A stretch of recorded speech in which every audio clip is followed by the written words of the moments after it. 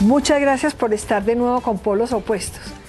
Hoy hemos invitado a dos personas que de verdad no merecen presentación porque las conoce todo el país por sus obras, por su reputación, y hemos considerado que para analizar el ajuste que se ha hecho a los acuerdos y el anuncio pues del nuevo acuerdo, nadie mejor que ellos para analizarlo. Alfonso Gómez Méndez y Jaime Castro. Les agradezco muchísimo a los dos por venir, y estábamos enterándonos por los medios de comunicación hace unos minutos de que el presidente de la República tiene algún achaque en su salud, y los tres nos unimos para desear lo mejor en su recuperación. Lástima el momento, porque pues es un momento donde su liderazgo es muy importante para tratar de encontrar el consenso para el acuerdo, si es posible, y lo otro pues para enfrentar estas críticas tan graves que se vienen haciendo de una supuesta conspiración contra la candidatura de Zuluaga en el segundo periodo del presidente Santos. Pues ojalá que se recupere pronto el presidente. La pregunta es, ¿cómo encuentran ustedes este segundo acuerdo o este acuerdo ajustado o las precisiones que se han hecho? ¿Hay un nuevo acuerdo? ¿Se conseguirá el consenso? ¿Cuál de los dos quiere iniciar? Pues Alfonso Gómez Méndez. No, okay, el profesor, no, aquí ver, el orden de jerarquía, porque el doctor Castro fue mi profesor, y entonces todo en lo que yo me pueda equivocar se lo atribuimos a él. Yo fui profesor de Derecho Público de Alfonso Gómez, sí. Por eso él se dedicó al Derecho Penal. No, ahora estoy enseñando Derecho Constitucional, pero además yo siempre le he expresado mi gratitud por muchas cosas, porque me ayudó en los comienzos de mi carrera. Me lo estaba diciendo en privado, que es muy bonito. Y lo quiero repetir en público. Claro. Me ayudó en los comienzos de mi carrera, me llevó a trabajar a la presidencia, me hizo nombrar asesor jurídico auxiliar estando en 5º año de Derecho, y me presentó al presidente López. Fíjese, son razones importantes para que usted arranque, pero... Como quiera. Doctora Noemí, usted ha dicho bien, ajustes y precisiones. Fue eso lo que decidieron en La Habana. No hay cambios sustanciales, el acuerdo inicial se mantiene en su estructura, en su filosofía, en sus grandes principios. Y es explicable que apenas haya habido unos ajustes y unas precisiones, porque usted no le puede pedir a las dos partes que concibieron el acuerdo inicial, lo estructuraron, lo redactaron, lo presentaron ante la comunidad internacional como el mejor acuerdo posible, ejemplo para el mundo en ese tipo de actividades, lo depositaron ante Naciones Unidas, ante el Papa. Usted no le puede pedir a esas personas, cambien ese documento, después de que, como dije, ellos son los coautores. Cuénteme, Jaime, ¿usted por qué cree que no hubo ampliación de ese grupo de negociación con uno o varios representantes del no? O inclusive se alcanzó a pedir que de espectadores con voz y sin demasiada participación. ¿Por qué no se aceptó que frente a la realidad del plebiscito se ampliara ese comité negociador? No, yo no creo que ampliado ese comité hubiera cambiado la situación. A mi juicio lo que ocurrió es que negociaron en dos mesas paralelas. Una que se reunía en Bogotá, de la que hacían parte el gobierno y el no, el gobierno y la oposición. ¿Usted por qué no participó ahí? Perdón. Y otra mesa paralela que sesionaba en La Habana, gobierno y FARC. Y el gobierno terminó, no utilizo la expresión de razonero, que fue la expresión de Gustavo Álvarez Gardiazabal comentando el tema, llevando un mensaje de Bogotá a La Habana, que los señores del no piensan de esta manera, que ustedes qué consideran. No, lo que había que hacer era una mesa tripartita, en que se sentaran gobierno, no, que es la oposición para estos efectos, y las FARC, para que las propuestas del no fueran presentadas y defendidas por ellos mismos. Uno no ve cómo Álvaro Uribe podía sentirse representado ante las FARC por el senador Roy Barreras. ¿Por qué no participó en esas mesas de Bogotá? con el no, si usted fue uno de los líderes. Nos invitaron repetidamente, pero nosotros, el grupo que conformamos, que se llamó y se sigue llamando porque nos seguimos reuniendo, Mejor No, tuvimos claro que nuestro planteamiento era eminentemente político institucional, que a nosotros nos interesaba que no se incorporara lo que negociaran en La Habana al bloque de constitucionalidad, que no se adoptaran mecanismos como el fast track, la ley habilitante, y esos no eran temas que se estaban tratando allá. Y nosotros además no somos instancia política, no representamos ningún partido, ni somos apéndice de un partido, ni tenemos capacidad de convocatoria o bancada parlamentaria. Entonces, sobrábamos en esas mesas. Jaime es muy coherente con lo que está diciendo porque siempre pidió que fuera tripartita la mesa de negociación con los del no.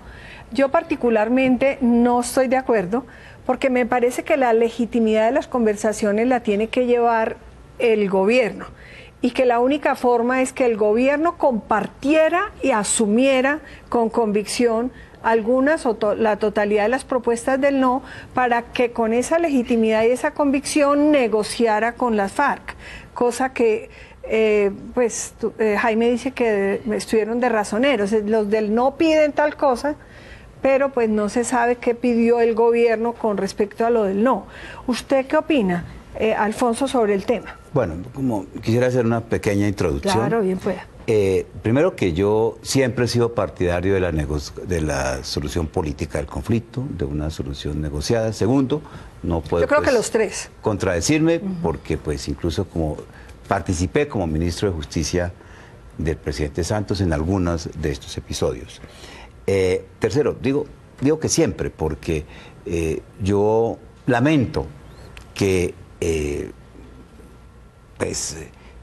tentativas que se hicieron en esta materia en el pasado no eran fructificado, que un general se le hubiera atravesado al tema del ELN con el presidente López para después estar atacando a López durante muchos años, a propósito de lo que pudo ser una negociación con el ELN en su momento, que parte de este establecimiento no hubiera entendido la visión histórica de Belisario Betancur para llegar a un acuerdo con la paz, que no se haya hecho bien el tema del Caguán. Yo sigo insistiendo que... Y que la sociedad hubiera permitido la masacre contra la UP, que nos llena de vergüenza. Con mucho silencio, por cierto. Bueno, ahora, pienso que para el gobierno ha sido hasta positivo que no se den sus previsiones en dos momentos. El presidente Santos y también el jefe negociador dijo en algún momento que si triunfaba el no, al día siguiente se presentaría pues una especie de catástrofe, que los guerrilleros volvieron al monte. A Dios gracias, esas previsiones no se lo dieron, triunfó el no y eso no pasó. Y luego el doctor de la Calle, cuando dijo que este era el mejor acuerdo posible, pues lo que ha pasado en estos días es que el acuerdo sí era mejorable.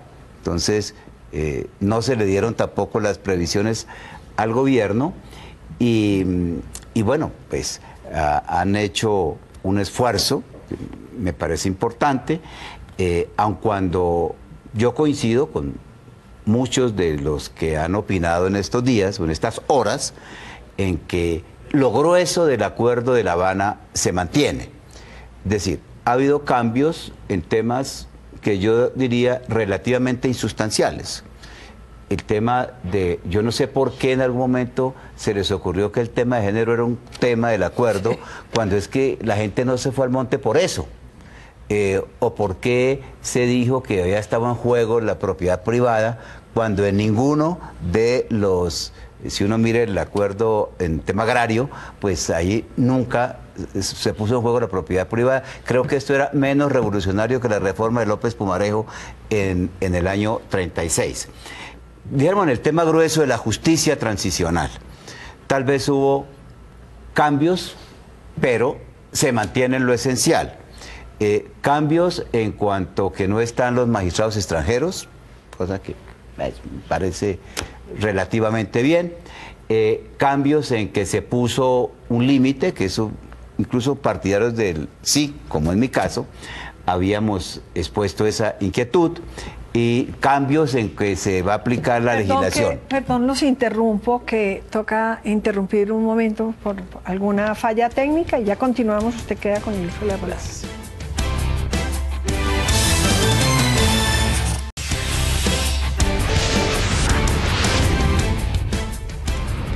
Doctor Gómez. Bueno, no, para terminar, que decía que en el tema grueso de justicia transicional, pues se hizo eso, que me parece importante. La Corte Suprema había pedido que la tutela fuera ante ellos, la dejan ante la Corte Constitucional, una sala especializada, se aplica... Para casos extraordinarios. Se aplica la legislación penal y procesal colombiana, pero la esencia de la estructura de la justicia transicional se mantiene.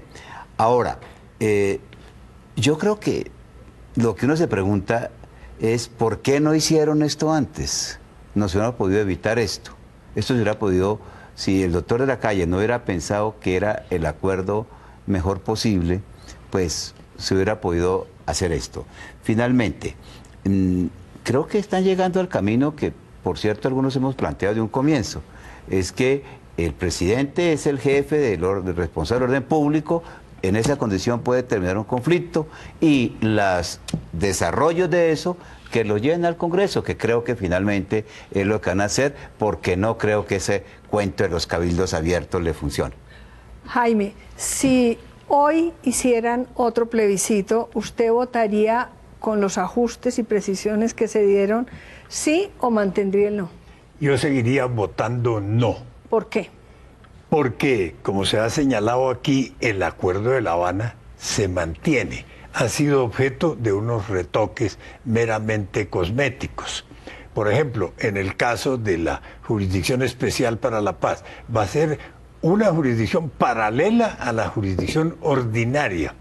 Y un tema que a mi juicio es clave, no lo cambiaron. ¿Quién va a nombrar esos magistrados? Ese punto no lo tocaron. Entonces van a ser nombrados por Naciones Unidas, por una ONG internacional que nadie conoce, por el Tribunal Europeo de Derechos Humanos, en fin. Entonces, el mismo que no dejó traer a Klein.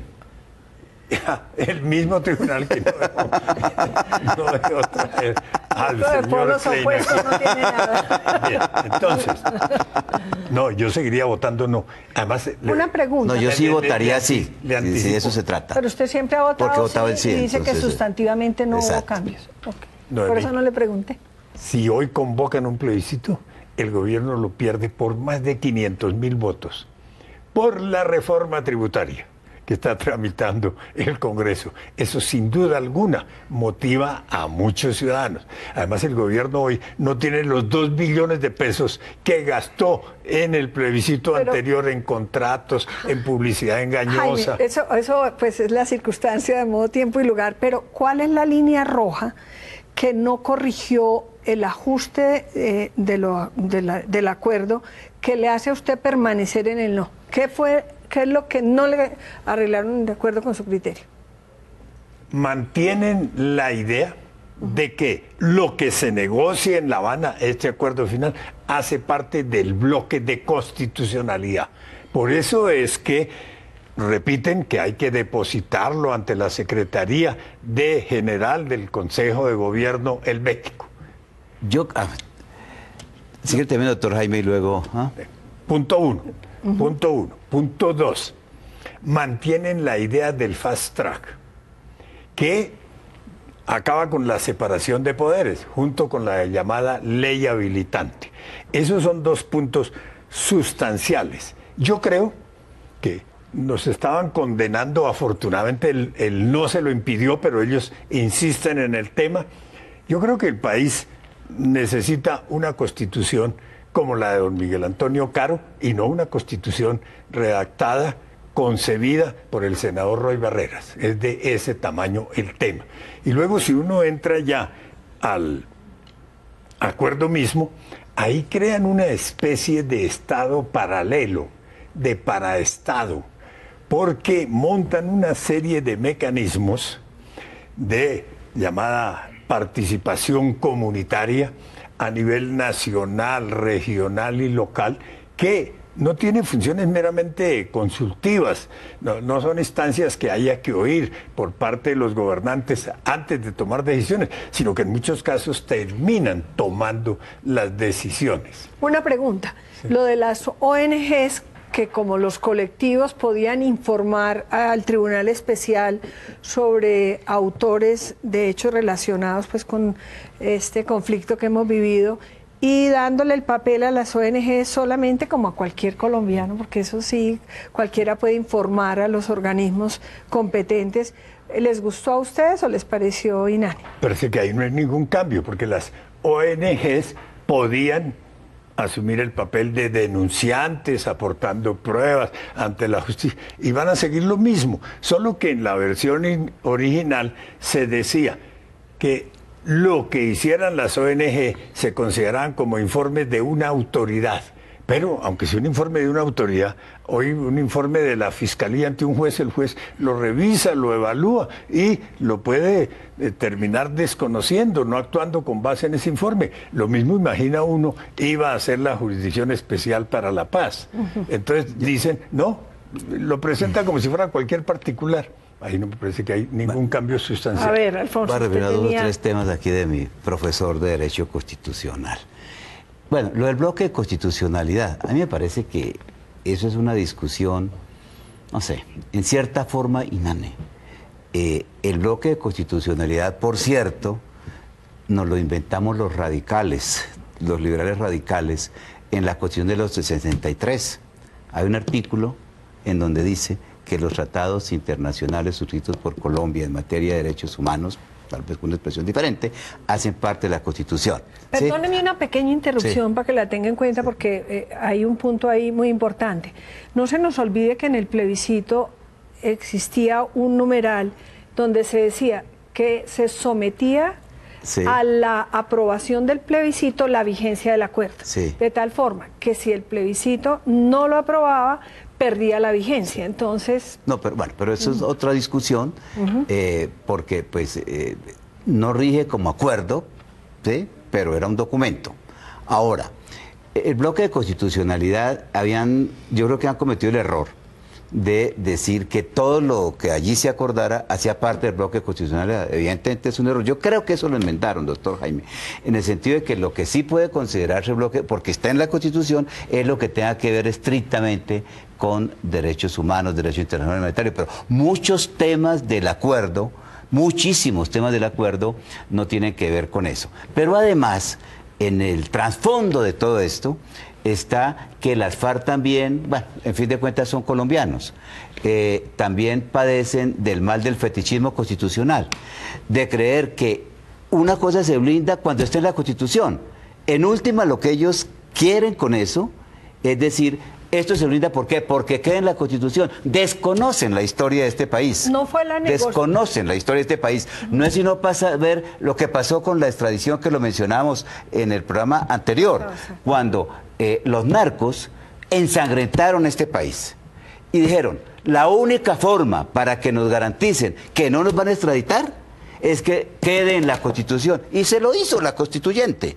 Y a los 2 años, Samper, por las razones que fuera, llevó al Congreso y levantaron la extradición. El problema no es que una cosa se blinde porque quede... ¿Cuántas reformas lleva la Constitución? No, pues como 40, el doctor 44, Jaime, que parece el libro, que ¿sí? lleva...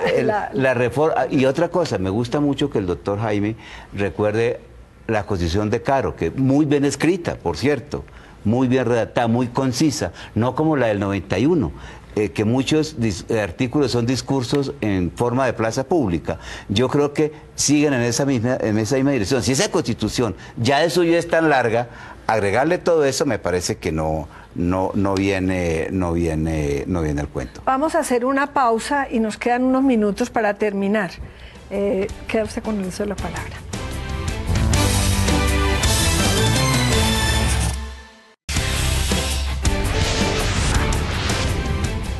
Entonces les voy a pedir, antes de que concluyamos, que participen de forma corta en este... No, por ejemplo, solamente en los temas que tocó el doctor Jaime, en lo cual yo estoy de acuerdo con él. Yo creo que aquí arma una tempestad en un vaso de agua con el cuento de que las ONGs podían presentar denuncias. Pues eso era normal. Antes y ahora con la modificación, como cualquier ciudadano puede a un tribunal, llámese Tribunal Especial de Paz o Tribunal Ordinario, pues llevar eso es decir, denunciar. Y ahora presentan como gran novedad que entonces que si las ONGs dicen mentiras, pues que los proceda, pues es obvio. Bueno. Con o sin eso. Como acabamos. Doctora, sobre el tema del bloque de constitucionalidad, es claro que el gobierno tiene facultades para celebrar acuerdos con las organizaciones rebeldes, acuerdos que busquen aplicar el derecho internacional humanitario. Eso es legítimo, eso es válido, eso se ha venido haciendo. Ojo, cuando el Caguán, el gobierno Pastrana, con la firma de Manuel Marulanda, con la firma de Raúl Reyes, con la firma del Mono Jojoy, con la firma de varios de los que hoy son negociadores en La Habana, representando a las FARC, celebró ese tipo de acuerdos. Son acuerdos especiales, pero ojo, en ese entonces las FARC no dijeron, esto tiene que hacer parte del bloque de constitucionalidad. El hecho de que se firmen esos acuerdos especiales que busquen garantizar la vigencia del derecho internacional humanitario no quiere decir que hagan parte del bloque constitucional. Alfonso dijo de paso, dijo, es que desde el año 63 los tratados internacionales, ojo, le quieren dar a lo que negocien en La Habana el carácter de tratado internacional. Ahí les voy a preguntar a los dos para que me contesten rápido. ¿Sí o no? Y es, no, yo no simplifico como lo hacen tantas ideas que pueden ser tan importantes. Las FARC querían una Asamblea Nacional Constituyente. Le da a uno la impresión de que el cambio es... Sí. Cambiaron la Asamblea Nacional Constituyente para meter en el bloque de constitucionalidad del acuerdo. Eso es lo que se vea. Pero como el país sigue, como vimos en este programa, en el sí o en el no, algunos dicen que el tema político está influyendo, que el año 18 asoma ya sus puntos, otros como el grupo de juristas que acompañan a Jaime se mantienen al margen de los temas, digamos, electorales, no políticos. Les pregunto, con el país polarizado prácticamente como estaba antes del plebiscito, porque yo creo que la situación sigue muy parecida, porque se piensa que los ajustes no fueron sustantivos, otros porque de todas maneras acompañarían el sí, la aprobación. En este nuevo acuerdo, ¿cómo debería ser aprobado? Ya usted anticipó su opinión y la ha dicho varias veces. Jaime, ¿cómo piensa usted que este nuevo acuerdo, que ya dicen que es el último, debería ser sometido a la ciudadanía después de que el plebiscito dijo no? Doctora, hay que distinguir la refrendación y la implementación. Sí. Refrendar el acuerdo es apoyarlo políticamente, que fue lo que buscó el gobierno con el plebiscito, porque era la ciudadanía... Sin necesidad. Sin obligación jurídica. Sin obligación jurídica. Sin obligación jurídica, pero con la necesidad política, porque es un respaldo ciudadano que le da fuerza al gobierno. Y porque el presidente garantizó que lo haría. Pero eso no se hizo en los procesos anteriores. Bueno, pero no se ofreció. Los exitosos y los no exitosos. Pero es que no se ofreció al principio. No se ofreció al principio. No, un momentico. Es que los procesos anteriores no trataron de construir un nuevo país, una sociedad más equitativa. Es que eso es lo que explica que este proceso lleve 6 años, porque no se trataba de negociar la desmovilización de las FARC, su conversión en partido político, que es el disco duro de la negociación, que es lo esencial. Pero aquí decidieron, no, es que vamos a construir un nuevo país, es que vamos a hacer una sociedad más equitativa, es que ahora sí necesitamos instrumentos para combatir la corrupción, para combatir el narcotráfico, para que seamos un país justo. Entonces, claro, un proceso... Los paramilitares decían que iban a refundar la patria. Por eso, los paramilitares dijeron que iban a refundar la patria, pero la negociación con los paramilitares, el acuerdo final, no tuvo 300 páginas, ni el acuerdo con las FARC. Entonces, ¿cómo se debe implementar y refrendar este acuerdo? Refrendación ya no habrá, en el entendido de que la ciudadanía ya no tiene la oportunidad de decir si aprueba o no este nuevo texto del viejo acuerdo. No, eso ya murió, creo yo. El único instrumento sería el plebiscito. O el Congreso. No, perdón. Vamos por partes, doctora Novi. sería el plebiscito o una cosa hechiza de la que están hablando últimamente, totalmente rebuscada, los cabildos abiertos. Y es para otra cosa, ¿no? Entonces, es para otra cosa, es para temas locales. Por ley. Entonces van a decir, no, lo refrenda. Usted que tiene una revista que se llamaba Cabildo. Exacto. Lo refrenda las memorias de estos hombres. Lo que dice el gobierno ahora es, lo refrenda el Congreso representa el pueblo.